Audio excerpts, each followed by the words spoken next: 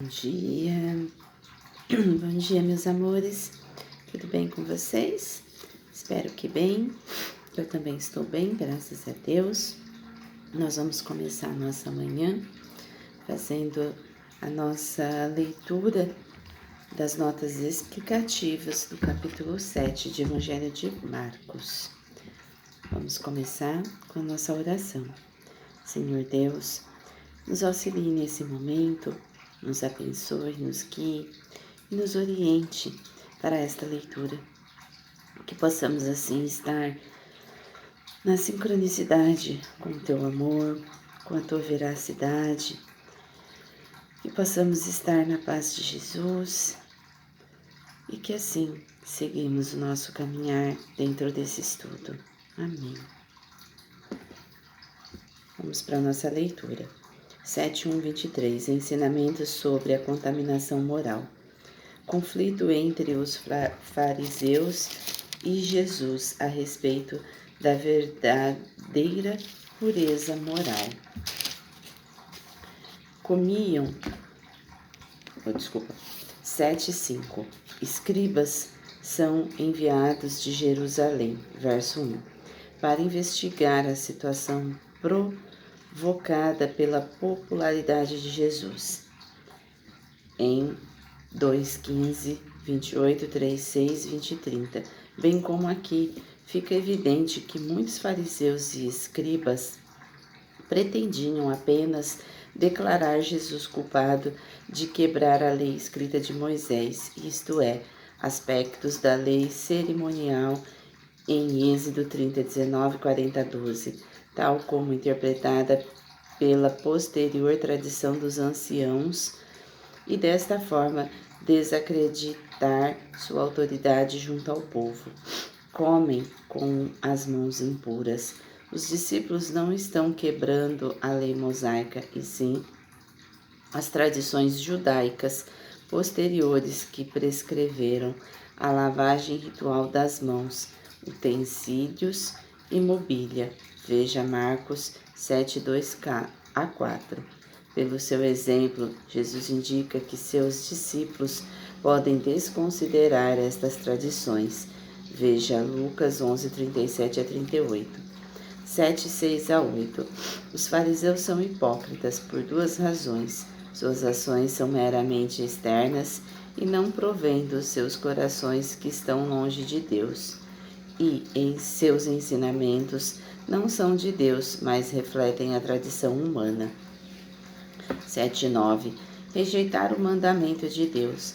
As tradições humanas não são apenas ineficazes para limpar o coração. Na verdade, elas levam a negligenciar a palavra de Deus. Versos 13, 10, 5, 19, 12, 28 e 31. 7:10-13. Honre o seu pai e a sua mãe. Êxodo 20, 12, 21, 17 e Deuteronômios 5:16. Ninguém questiona a importância desta lei nos 10 mandamentos. Negligenciá-la era punido com morte no antigo Israel, parte indispensável do honrar pai e mãe. Compreende cuidar deles, tanto financeiramente quanto pessoalmente, em sua velhice. Contudo, a tradição judaica permitia que reservas financeiras originalmente dedicadas para o cuidado dos pais pudessem ser declaradas. Corban era hebraico-aramaico para legalmente dedicado a Deus. Levítico 1, 2, 2, 1, indicando que a pessoa não estaria mais obrigada a fazer qualquer coisa em favor do seu pai ou da sua mãe. Essas reservas financeiras podiam agora ser dadas ao templo, se assim o desejasse. Tais tradições humanas, deste modo, abrem espaço para a depravação do coração humano, opondo-se diretamente à lei de Moisés, que tantas vezes serviu para proteger os fracos e desamparados, nesse caso os pais, na sua débil velhice, invalidando a palavra de Deus. A tradição de Corban é um exemplo juntamente com muitas outras coisas semelhantes feitas por eles, de negligência e rejeição dos aspectos mais importantes da lei mosaica 7:15, possa contaminá-la. O problema do coração humano contaminado é muito mais profundo do que se poderia supor. Veja Isaías 29, 13 a 16 e Jeremias 17, 9 a 19. Significativamente mais grave do que a mera impureza cerimonial. Veja Marcos 7,19. O principal problema da contaminação é o que reside no coração, o que sai, não as coisas que entram em uma pessoa. Ao longo da Escritura, o coração se refere ao centro da existência humana, incluindo mente, emoções e vontade. 7:19 a 18. Sozinho com seus discípulos, Jesus dá instruções complementares sobre a importância de um coração puro. Nota no verso 15: os discípulos carecem de entendimento. Compare 4:10 a 13:40, 6:52, 8:14 a 21 e 32:33. Mas permanecem com Jesus e aprendem cada vez mais. 7:19. Marcos observa que o ensino de Jesus, em essência, declarou puros todos os alimentos. As leis cerimoniais mosaicas distinguiam entre alimentos puros e impuros. Veja Levítico 11. O propósito dessas leis era incluir uma consciência da santidade de Deus e da realidade do pecado como uma barreira à comunhão com Deus. Porém, uma vez que a contaminação do coração é completamente removida e a plena comunhão com Deus se torna uma realidade através da morte expiatória de Jesus. Veja Marcos 10:45, Romanos 14:14, Hebreus 8:6, 13, 9, 10 a 14.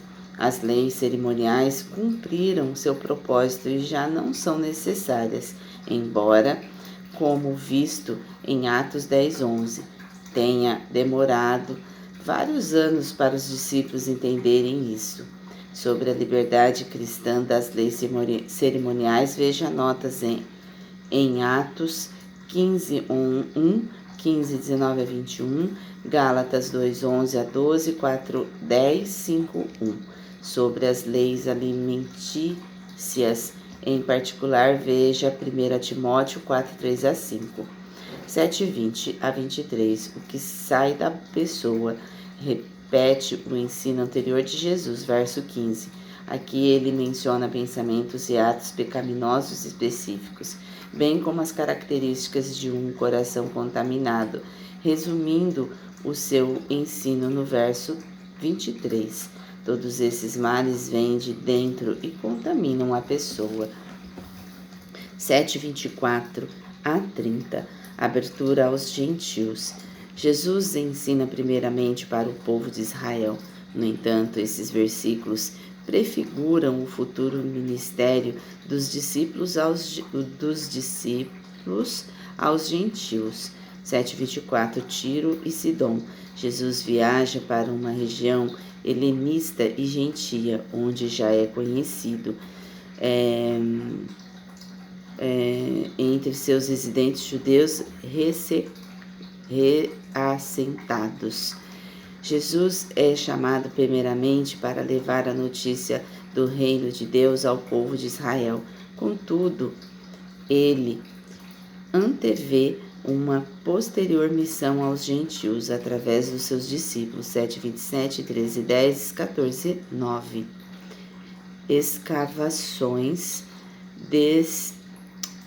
Escavações desenterram muitas descobertas notáveis, tanto em Tiro quanto em Sidom.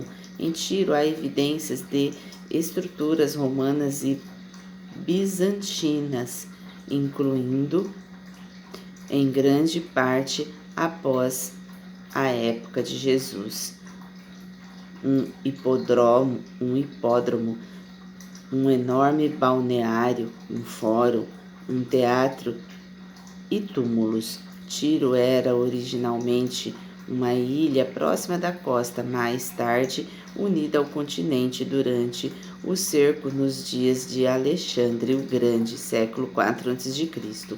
726. Elias também havia ajudado uma mulher não judia nesta área. 1 Reis 17:8, 17:24. Marcos enfatiza que a mulher citada aqui era estrangeira e estava em grande necessidade, de origem sírio-fenícia. Indica que ela era natural de Fenícia, uma região que incluía Tiro e Sidom. Cananeia em Mateus 15:22. 7:27. A evasiva resposta de Jesus surpreende e pode parecer ofensiva. Ele faz 3 comparações: pão, sua mensagem; filhos, o povo judeu; e cachorrinha, gentios. No entanto, primeiro, alimenta a esperança de que os gentios também se tornarão destinatários da graça de Deus, levando em conta os versos 29 e 30. É razoável concluir que Jesus falou desta forma apenas para pôr à prova a fé da mulher. 7:28 a 30. Os cachorrinhos. A resposta da mulher é surpreendente. Declaração de Jesus, versos 27. É humilde e persistente. Possivelmente ela entende e com humildade aceita que Deus chamará primeiramente Israel para o propósito particular. Êxodo 4:22. Por causa desta palavra, Jesus honra a fé singela da mulher, de tal forma que quando ela volta para casa, constata que o demônio já saiu da sua filha. 7:31, 8:26. Milagres adicionais em Decápolis e Betsaida.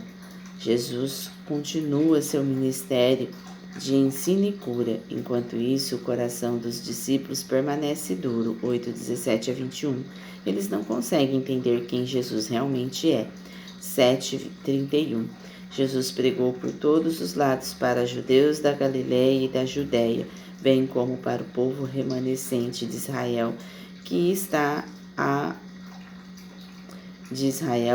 a esta altura já havia se reinstalado nas regiões helenísticas de Tiro, Sidom e Decápolis. 7:33. Jesus leva o surdo. Veja Isaías 35, 5 a 6. A parte para não fazer da sua cura um espetáculo. Marcos 5, 37 e 40. Ao contrário de outras curas, Jesus usa meios físicos para curar o homem. A cura não apenas demonstra o poder de Jesus, como também lhe permite confrontar seus discípulos por palavra e ação com o problema da surdez e cegueira espiritual. Compare 7:32, 8:26 e também 8:17, 18 a 21. O ministério de Jesus além das fronteiras de Israel. Aqui na Bíblia a gente tem um mapinha e fala que praticamente todo o ministério de Jesus teve lugar dentro das fronteiras tradicionais de Israel, em áreas dominadas pelos judeus, e no entanto Jesus também viajou para a região de Tiro e Sidom, onde curou a filha de uma mulher gentia, e para a região de Decápolis, onde curou muitas pessoas. Também foi na fronteira do extremo norte de Israel e em Cesareia de Filipe que Pedro fez sua confissão: o Senhor é o Cristo, o Filho do Deus vivo, e Jesus declarou: sobre esta pedra edificarei a minha igreja. Mateus 16, 18. 7:34. Jesus suspirou por causa da dureza de coração. Compare 8:12 a 17, 9 e 19. E das fraquezas físicas decorrentes da queda da humanidade. Gênesis 3. 7:36. Não contassem isso a ninguém. A ordem de silêncio dada por Jesus. Compare 1:45, 5:20 a 34, 8:26. é dirigida a todos os que testemunharam a cura devido ao fato de que agora ele se tornou ainda mais conhecido em Decápolis. Compare 5,19. No entanto, o homem curado e as testemunhas desconsideram a proibição de Jesus e saem e anunciam um milagre. 7,37. Todos ficam muito admirados no sentido de que se perguntam se Jesus é o Messias. Veja Isaías 35, 5-6. Não estão esperando um Messias sofredor, e sim um libertador político na linha do antigo levante dos Macabeus, 166, 165 a.C. E a gente encerra hoje a nossa leitura das notas explicativas do Evangelho de Marcos.